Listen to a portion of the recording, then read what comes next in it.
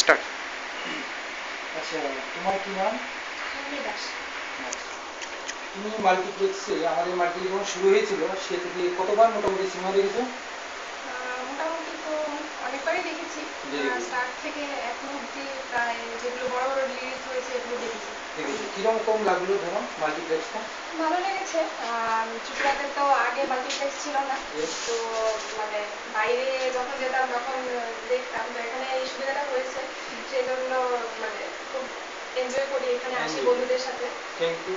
আর বাইরের সাথে আমাদের এটা কি ধরনের কম্পেয়ার করতে পারো তুমি মোটামুটি? হ্যাঁ, অনেক এখানে সুবিধাগুলো আস্তে আস্তে চালু হয়েছে। বিভিন্ন মানে হ্যাং আউটের জন্য একটা প্লেস বন্ধুদের সাথে যাওয়ার দরকার, তো নতুন নতুন অনেক মুভি আছে যেগুলো আমরা সিলেক্ট করে দেখতে পারি, তো আগে তো সেই সুবিধাটা ছিল না। তো মাল্টিপ্লেক্সে কি সুবিধা আছে অডিয়েন্সের জন্য পিকচারের দিক দিয়ে? পিকচারের দিক দিয়ে তো অনেকগুলো মুভি থেকে আমরা সিলেক্টিভ মুভি চুজ করে যে কোনো একটা দেখতে পাচ্ছি।